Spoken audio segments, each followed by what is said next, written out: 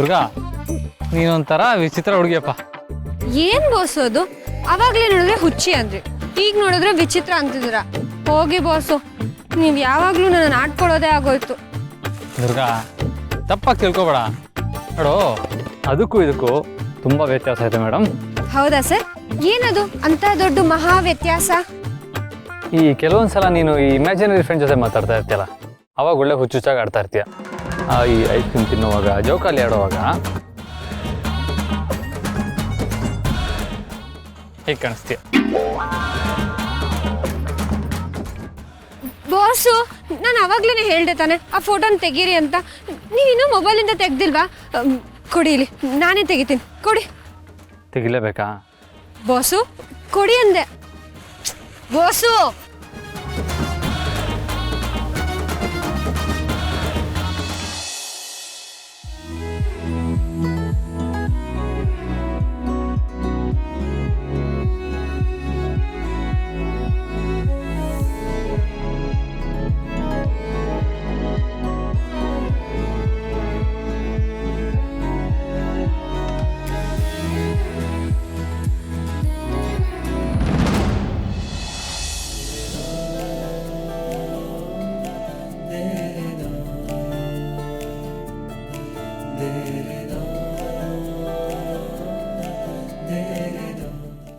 ನನ್ನ ಲವ್ಲಿ ಎಡವಟ್ ರಾಣಿ, ನಿನ್ನ ತುಂಟ ನಗು, ಲವ್ಲಿ ಮನಸ್ಸು, ಪಿಳಿ ಪಿಳಿ ಮೊಲದ ಕಣ್ಣು, ಉರುದಾ ಕೂದಲು, ಮಲ್ಲಿಗೆ ಗಮ. ನಿನ್ನ ಹತ್ರ ಬಂದ್ರೆ ಮಾತಿಲ್ಲ, ಬರೀ ರೋಮಾಂಚನ.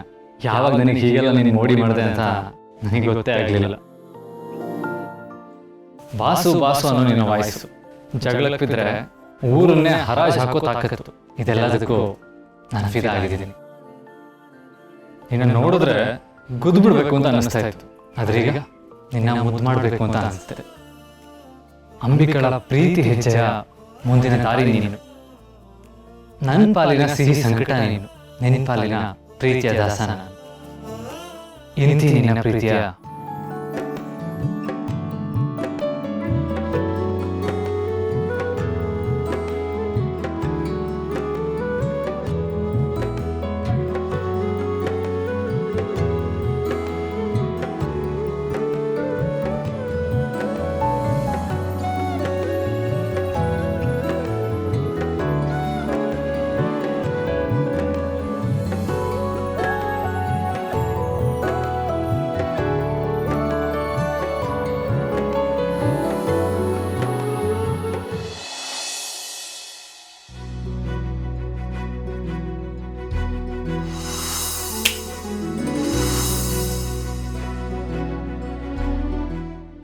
ಅಕ್ಕ.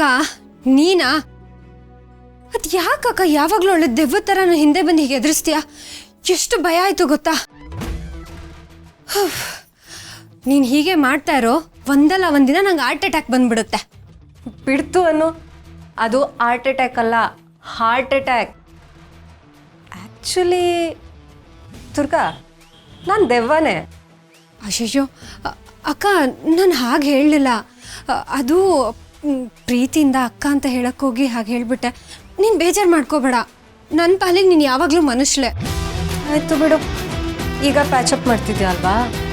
ಅಯ್ಯಯ್ಯೋ ಇಲ್ಲ ಅಕ್ಕ, ನಾನು ನಿಜವಾಗ್ಲೂ ಹೇಳ್ತಾ ಇದ್ದೀನಿ, ನಿಜವಾಗ್ಲೂ. ತಪ್ಪಾಯ್ತು. ಶರತ್ ಹೇಳೋದ್ರಲ್ಲಿ ಏನೂ ತಪ್ಪಿಲ್ಲ. ನೀನು ಯಾವಾಗ ಏನು ಮಾತಾಡ್ತೀಯ ಅಂತ ಗೊತ್ತೇ ಆಗಲ್ಲ. ನಿಮ್ಮಂಥರ ವಿಚಿತ್ರನೇ. ಒಂದು ಕ್ಷಣ ಕೋಪ, ಇನ್ನೊಂದು ಕ್ಷಣ ಪ್ರೀತಿ. ಹಾ ಬಂದ್ಬಿಟ್ಲು ಗಂಡನ ವಹಿಸ್ಕೊಂಡು.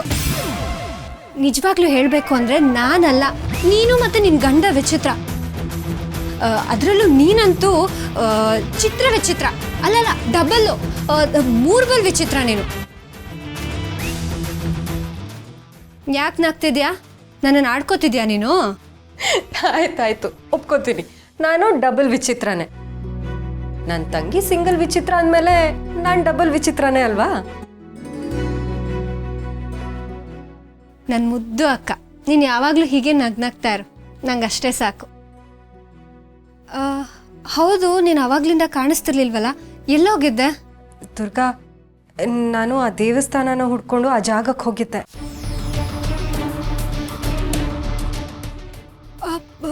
ಸಿಕ್ತಾ ಅಕ್ಕ? ಆ ಜಾಗ ಎಲ್ಲಿದೆ ಅಂತ ಗೊತ್ತಾಯ್ತಾ? ಕಲ್ಲಿನ ಡಮರುಗನ ನೀನು ನೋಡಿದ್ಯಾ? ಇಲ್ಲ ದುರ್ಗಾ, ಮಾವ ಹೇಳಿದ ಪ್ರಕಾರ ಆ ತಾಳೆಗರಿ ಪುಸ್ತಕದ ಪ್ರಕಾರ ಆ ಜಾಗಕ್ಕೆ ಹೋಗಿ ಹುಡುಕ್ತೆ.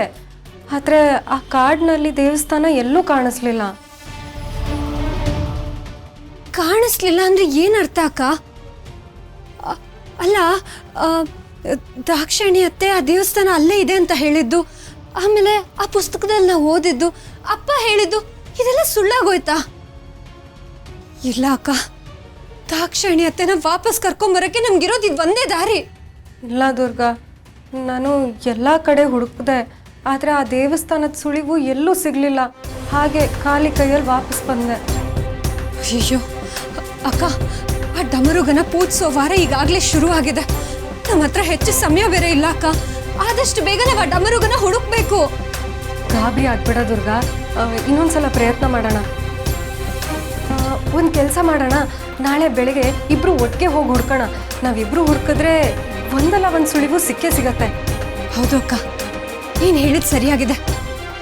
ನಾಳೆ ನಾವಿಬ್ರು ಹೋಗೋಣ. ಇಬ್ರು ಹೋಗಿ ಆ ಡಮರುಗನ ಹುಡ್ಕೋಣ. ಅದು ಎಲ್ಲೇ ಇರಲಿ, ನಮಗೆ ಸಿಕ್ಕೇ ಸಿಗುತ್ತೆ. ದಾಕ್ಷಾಯಣಿ ಅತ್ತೆನ ನಾವು ವಾಪಸ್ ಕರ್ಕೊಂಡು ಬಂದೇ ಬರೋಣ.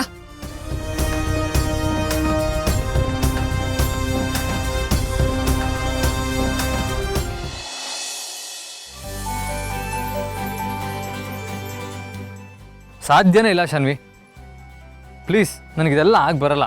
ನೋಡೋದು ನನಗೆ ಫೋರ್ಸ್ ಮಾಡಬೇಡ. ದಿಸ್ ಈಸ್ ಫೈನಲ್ ಅಷ್ಟೇ. ಅಣ್ಣ ಏನೇನು ಕಪಲ್ ಮಸಾಜ್ ಬುಕ್ ಮಾಡಿದ್ರೆ ಅದನ್ನು ಬೇಡ ಅಂದೆ, ಸ್ಪಾ ಕೂಡ ಬೇಡ ಅಂತಿದ್ಯಾ. ಈಗ ಕ್ಯಾಂಡಲ್ ಲೈಟ್ ಡಿನ್ನರ್ ಅರೇಂಜ್ ಮಾಡೋಣ ಅಂದರೆ ಅದನ್ನು ಬೇಡ ಅಂತಿದ್ಯಾ. ಅಣ್ಣ ಇದು ನಾರ್ಮಲ್, ಹೆಂಡತಿ ಜೊತೆಗೆ ಡಿನ್ನರ್ ಮಾಡಿದ್ರೆ ನಿನ್ನ ಗಂಟೆ ಏನು ಖರ್ಚಾಗುತ್ತೆ ಅಂತ. ಶಾನ್ವಿ ನೋಡು, ನನಗೆ ಈ ರೊಮ್ಯಾಂಟಿಕ್ಕು ಅದೆಲ್ಲ ಆಗಿ ಬರಲ್ಲಮ್ಮ. ಇವಾಗ ದುರ್ಗಂಗೂ ಇದೆಲ್ಲ ಇಷ್ಟ ಆಗಲ್ಲ. ಇನ್ ಕೇಸ್ ನಾನು ಏನೋ ಮಾಡೋಕ್ಕೆ ಹೋಗೋದು, ಅವಳದನ್ನ ಏನೋ ಅಂದ್ಕೊಳ್ಳೋದು, ಯಾಕೆ ಬೇಕು ಇದೆಲ್ಲ ಹೇಳು? ಓ ಅಣ್ಣ, ಹಾಗಿದ್ರೆ ಸಾಹೇಬ್ರು ಹೆಂಡತಿ ಏನು ಅಂತಾಳು ಅಂತ ಭಯದಿಂದ ಈ ಥರ ಹೇಳ್ತಿದ್ಯಾ? ಹಲೋ, ಭಯ ಇಲ್ಲ ಅಂತ ನಿಂಗೆ ಎಷ್ಟು ಸತಿ ಹೇಳಬೇಕು? ಅಣ್ಣ ಅಣ್ಣ ಪ್ಲೀಸ್ ಕೋಪ ಮಾಡ್ಕೋಬೇಡ. ಇಲ್ಲಿ ಕೇಳಿಸ್ಕೊ, ಹುಡುಗಿ ಆಗಿ ಹುಡುಗಿ ಸೈಕಾಲಜಿನ ಅರ್ಥ ಮಾಡಿಕೊಂಡು ಒಂದು ಮಾತು ಹೇಳ್ತೀನಿ. ಅಣ್ಣ, ಅತ್ತಿಗೆಗೆ ಈ ಕ್ಯಾಂಡಲ್ ಲೈಟ್ ಡಿನ್ನರ್ ಪಕ್ಕ ಇಷ್ಟ ಆಗತ್ತೆ ಅಣ್ಣ. ಒಂದ್ಸಲ ಟ್ರೈ ಮಾಡು. ನಾನು ಎಲ್ಲ ಅರೇಂಜ್ ಮಾಡಿದ್ದೀನಿ, ನೀನು ಹೋಗಿ ಸುಮ್ಮನೆ ಕೂತ್ಕೋ ಸಾಕು. ಅಣ್ಣ ಪ್ಲೀಸ್ ಅಣ್ಣ. ಸರಿ, ಅಲ್ಲೇನಾದರೂ ಸರಿ ಹೋಗಿಲ್ಲ ಅಂದರೆ ಅದಕ್ಕೇನಾದರೂ ಕೋಪ ಮಾಡಿಕೊಂಡ್ರೆ ನಾನು ನಾಳೆ ನಿನಗೆ ಕಾಲ್ ಮಾಡಲ್ಲ. ನಿಜ ಅಣ್ಣ, ಪ್ಲೀಸ್ ಅಣ್ಣ, ಪ್ಲೀಸ್ ಹೋಗು ಅಣ್ಣ. ಓಕೆ, ಬಟ್ ಈ ದುರ್ಗಕ್ಕೆ ಪಕ್ಕ ಇಷ್ಟ ಆಗಲ್ಲ ಶಾನ್ವಿ, ನನಗೆ ಗೊತ್ತು.